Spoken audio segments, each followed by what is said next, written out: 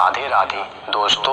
कर्म, भाग्य और बुद्धि तीनों में सबसे ज्यादा प्रभावशाली कौन है, या यूं कहें कि तीनों में प्रधान कौन है, या कौन ज्यादा महत्व रखता है। तो दोस्तों, हम इस विषय को एक कहानी के माध्यम से समझेंगे। ये एक प्रेरणादायक प्रसंग है, तो आप इस वीडियो पर अंत तक जरूर बने रहें, क्योंकि आपको ये वीडियो देखकर काफी आनंद आने वाला है। तो चलिए प्रसंग शुरू करते हैं। दोस्तों, एक समय की बात है। एक रोज स्वर्ग लोक में कर्म, भाग्य और बुद्धि तीनों का एक साथ आमना सामना हो गया और फिर आपस में बात शुरू हुई, जो कि आगे विवाद में बदल गया कि आखिर हम तीनों में महान कौन है। कर्म बोलता है कि मैं महान हूँ, भाग्य बोलता है कि मैं महान हूँ और बुद्धि बोलता है कि मैं महान हूँ। उन तीनों का विवाद समाप्त ही नहीं हो रहा था और अब समय के साथ जोर पकड़ता जा रहा था। तभी वहां से होकर नारद जी जा रहे थे। कर्म, भाग्य और बुद्धि इन तीनों के विवाद को सुनकर वो उनके पास जा पहुंचे और नारद मुनि ने पूछा, क्या बात है, किस बात पर विवाद हो रहा है। तब तीनों कर्म, भाग्य और बुद्धि कहते हैं कि हे नारद मुनि, आप हमारा निर्णय कीजिए कि आखिर हम तीनों में से कौन महान है। तब नारद जी मुस्कुराते हुए कहते हैं कि ठीक है, मैं ही बताता हूँ। एक काम करते हैं, पृथ्वी लोक पर एक आम आदमी के पास एक एक करके तुम तीनों लोग जाओ और जिसके जाने पर उस आदमी का सबसे अच्छा विकास होगा वही तुम तीनों में से महान होगा। उसके बाद नारद जी वहां से चले गए।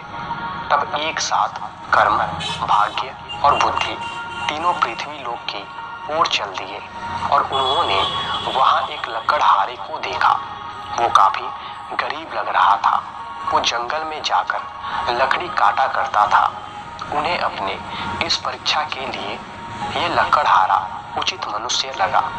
तब कर्म, भाग्य और बुद्धि तीनों आपस में बात करते हैं कि हम लोग इस व्यक्ति के शरीर में एक एक सप्ताह रहेंगे और हम तीनों में से जिसके जाने पर इस व्यक्ति का विकास ज्यादा होगा वही हम तीनों में से महान होगा और ये बात फिर सभी को मान्य होगी।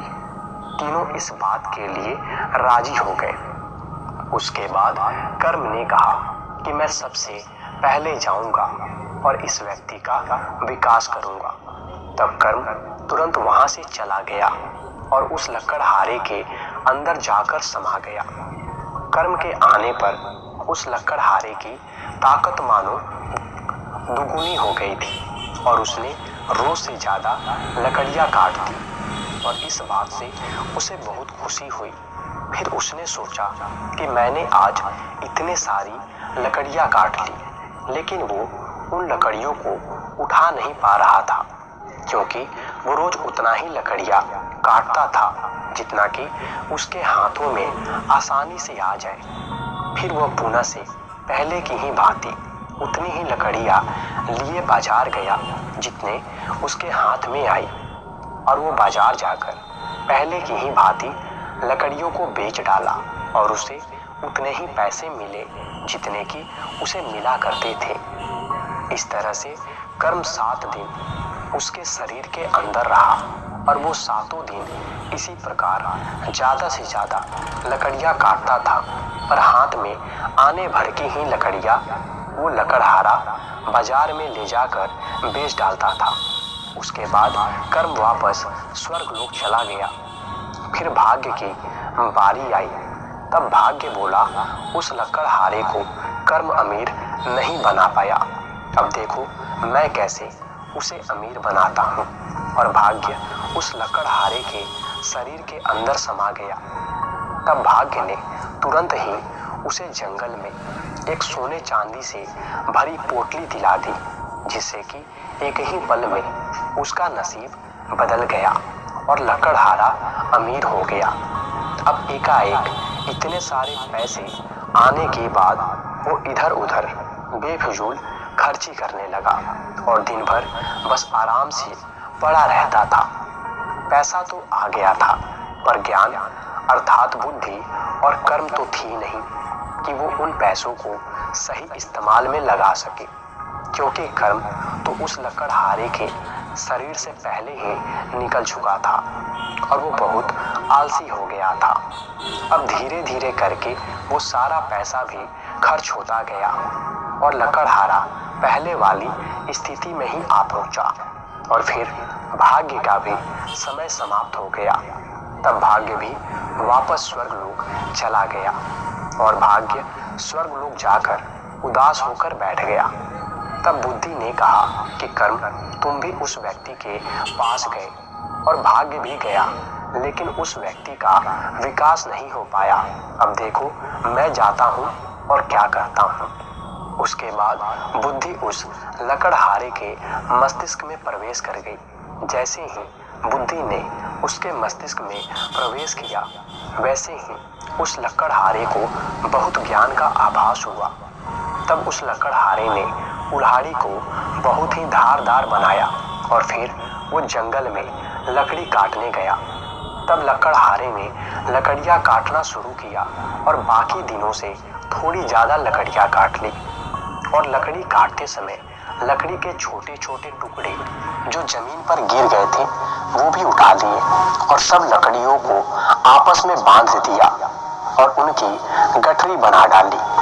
कुछ बड़े लकड़ियों का एक मजबूत ढांचा तैयार किया जिस पर कि वो बांधे हुए लकड़ियों के गठरियों को रखकर उसे खींचता हुआ बाजार ले जा सके। फिर वो सभी लकड़ियों को लेकर बाजार पहुंचा और उन्हें बेच डाला, जिससे उसको उस दिन 2 से ज्यादा पैसा मिला। तब लकड़हारे ने उन पैसों से एक और कुल्हाड़ी खरीद ली। अगली सुबह फिर लकड़ी काटने गया। तब दोनों कुल्हाड़ियों में अच्छी तरह धार बना ली। फिर वो लकड़हारा लकड़ी काटने लगा और फिर लकड़ी काटते काटते एक कुल्हाड़ी की धार कम हो जाती तो वो दूसरी कुल्हाड़ी का उपयोग कर लेता। इस प्रकार उस लकड़हारे को आज पहले दिन से ज्यादा पैसे मिले। फिर वो लकड़हारा रोज ऐसा ही करता गया। एक ही बार में ढेर सारी लकड़ियां काटता और एक पटरी पर रखकर उन्हें खींचकर बाजार ले जाता और बाजार में लकड़ियों को बेच आता। इस प्रकार उस लकड़हारे का विकास होने लगा और उसके पास धन भी आने लगा और उस लकड़हारे की गरीबी भी धीरे धीरे करके दूर हो गई। और इस प्रकार वो लकड़हारा एक सप्ताह में थोड़ा पैसा वाला हो गया और पहले से उसकी गरीबी अमीरी के तरफ चलती। फिर बुद्धि का एक सप्ताह का समय खत्म हो गया और वो वापस स्वर्गलोक पहुंच गया। और फिर कर्म, भाग्य और बुद्धि तीनों स्वर्ग में बात करने लगे। फिर उसी समय वहां इन तीनों का फैसला करने नारद जी उपस्थित हो गए।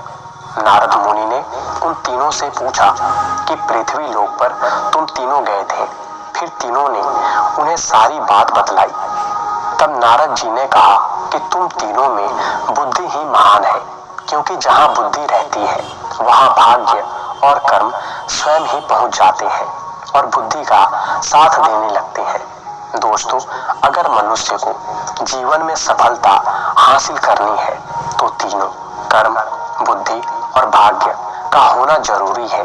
अगर इन तीनों में से एक भी नहीं रहा तो असफलता में रुकावट पैदा हो जाएगी। जैसे कि इंसान के पास तीनों है, कर्म, बुद्धि और भाग्य, तब वो अपने बुद्धि का इस्तेमाल करके सही तरह से कर्म करके अग्रसर होता जाएगा सफलता की ओर, जहां उसे उसका भाग्य भी साथ देगा, उसे सफल होने में उसकी मदद करेगा।